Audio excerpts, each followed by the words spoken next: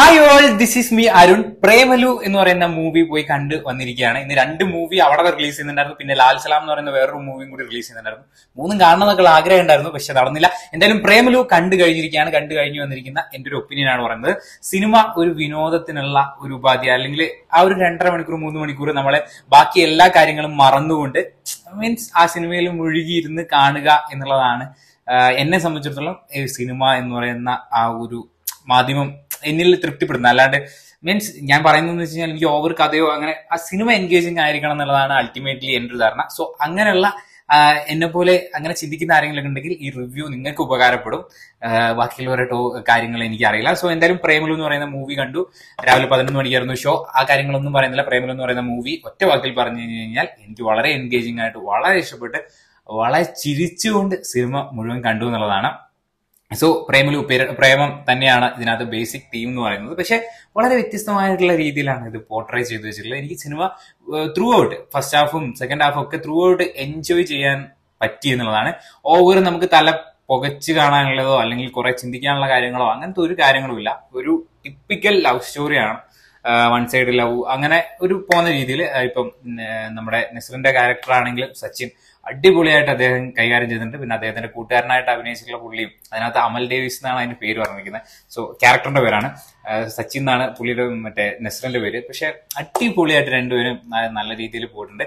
പിന്നെ of course നമ്മുടെ നായികയുടെ കാര്യം എന്താ അടിപൊളിയായിട്ട് ചെയ്തിട്ടുണ്ട്. ഒരു രക്ഷയില്ല. നല്ല, അതായത് ത്രൂ ഔട്ട് ആ ഒരു ക്യാരക്ടർ അതേപോലെ തന്നെ നമ്മൾ ആ സിനിമയിൽ ഇങ്ങനെ മുഴുകി ചേർന്ന് ഇങ്ങനെ പോകുന്ന രീതിയിൽ തന്നെ നമുക്ക് സിനിമ ഫീൽ ചെയ്തു എന്നുള്ളതാണ്. ഒരുപാട് ചിരിക്കാനുള്ള എലിമെന്റ്സും കാര്യങ്ങളൊക്കെ ഉണ്ട്. നല്ല രീതിയിൽ അതായത് ആ ഒരു ഗ്രാഫാണ് എൻഗേജ് ചെയ്ത് ഇങ്ങനെ പോകുന്നത്. വാലന്റൈൻസ് ഡേക്കൊക്കെ എന്തായാലും പടത്തിന് നല്ല രീതിയിൽ പുഷ് ഉണ്ടാവും എന്നുള്ള കാര്യത്തിൽ ഒരു സംശയമുണ്ട്. ബിക്കോസ് ഇന്ന് പോയപ്പോൾ തന്നെ ഒരുപാട് കപ്പിൾസ് കാര്യങ്ങളൊക്കെ സിനിമ കാണാൻ വന്നിട്ടുണ്ടായിരുന്നു. സോ ഒബ്വിയസ്ലി അവർക്കൊക്കെ ഇഷ്ടപ്പെട്ടിട്ടുണ്ടാവും. മീൻസ് ആ ഒരു വൈബിലാണ് പടം ഇങ്ങനെ പോയിക്കൊണ്ടിരിക്കുന്നത്. സിംഗിൾസിന് ഓൾസോ പടം ഇഷ്ടപ്പെടും. ഇപ്പം ഓരോരുത്തരുടെ ലൈഫിൽ ഓരോരുത്തർ കടന്നുപോയ കാലഘട്ടങ്ങളൊക്കെ ഉണ്ടല്ലോ. സോ അതായത് കോളേജ് കുട്ടികളൊക്കെ ആണെങ്കിൽ അവർക്ക് എന്തായാലും ഈ പടം കണക്ട് ആവും എന്നുള്ള രീതിയിൽ തന്നെയാണ് എനിക്ക് തോന്നുന്നത്. എന്റെ ഒപ്പീനിയൻ ആണ്. ഞാനൊക്കെ കുറച്ച് വയസ്സായല്ലോ, എന്നാലും എനിക്ക് പടം ഓവറോൾ എനിക്ക് ഇഷ്ടപ്പെട്ടു. പിന്നെ സിനിമാറ്റോഗ്രഫി ഒക്കെ ആണെങ്കിലും നല്ല രസമുണ്ട്. കുറെ ഭാഗങ്ങൾ ഹൈദരാബാദിലാണ് ഷൂട്ട് ചെയ്തിട്ടുള്ളത്. ഹൈദരാബാദൊക്കെ അത്യാവശ്യം നല്ല രീതിയിൽ തന്നെ കാണിച്ചിട്ടുണ്ട്. പിന്നെ ഇതിനകത്ത് ആദ്യം എന്ന് പറഞ്ഞിട്ട് വില്ലൻ ക്യാരക്ടർ ചെയ്ത് നമ്മുടെ പൊന്മുട്ടയിലൊക്കെ പണ്ട് അഭിനയിച്ചിട്ടുണ്ട്. ആ പുള്ളിയുടെ പേര് എല്ലാവരുടെ പേര് നോട്ട് ചെയ്യാൻ പറഞ്ഞു. പുള്ളി അടിപൊളിയായിട്ട് ചെയ്തിട്ടുണ്ട്. വില്ലൻ ക്യാരക്ടർ എന്ന് പറയാൻ പറ്റില്ല, ആ ഒരു നെഗറ്റീവ് ഷെയ്ഡുള്ള ക്യാരക്ടർ ചെയ്ത ആ പുള്ളിയുടെ ക്യാരക്ടർ അടിപൊളിയായിട്ടുണ്ട്.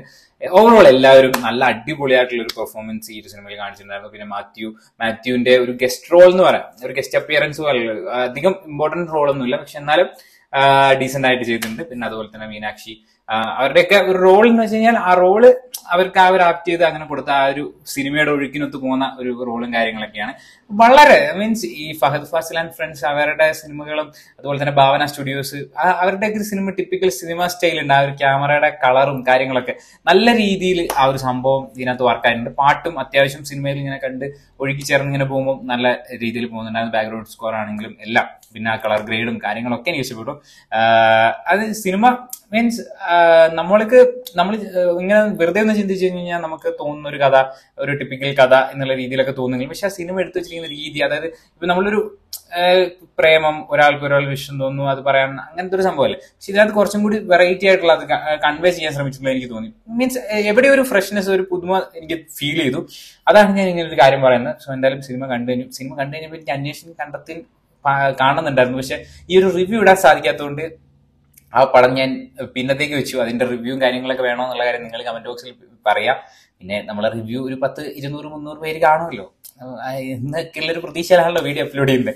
അവർക്കെങ്കിലും നേരത്തെയും കാലത്തും അപ്ലോഡ് ചെയ്താലേ ആ 100 വ്യൂസ് എങ്കിലും കിട്ടുള്ളൂ എന്നുള്ള ഒരു കാര്യം കൂടി ഉള്ളതുകൊണ്ടാണ് വേഗം ഓടി വന്ന് ഈ ഒരു റിവ്യൂ പറഞ്ഞത്.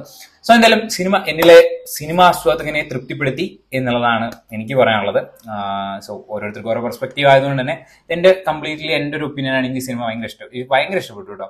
മീൻസ് ഞാൻ ആ ഒരു സമയത്ത് വേറെ ഒന്നിനെ പറ്റിയും ചിന്തിച്ചില്ല.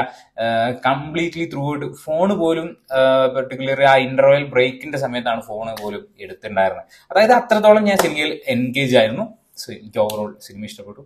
ഒരു 3.5, 4 സ്റ്റാറൊക്കെ കൊടുക്കാൻ പറഞ്ഞു കഴിഞ്ഞാൽ സിനിമയ്ക്ക് ഞാൻ കൊടുക്കും. എനിക്ക് ഓവറോൾ നല്ല ഇഷ്ടപ്പെട്ടു കേട്ടോ. അപ്പൊ നിങ്ങൾ കണ്ടിട്ട് നിങ്ങളുടെ അഭിപ്രായങ്ങൾ നിങ്ങൾ കമന്റ് ബോക്സിൽ രേഖപ്പെടുത്തുമെന്ന് വിശ്വസിക്കുന്നു. പുതിയൊരു വീഡിയോ ആയിട്ട് വീണ്ടും കാണാൻ പറ്റുമായിരിക്കും.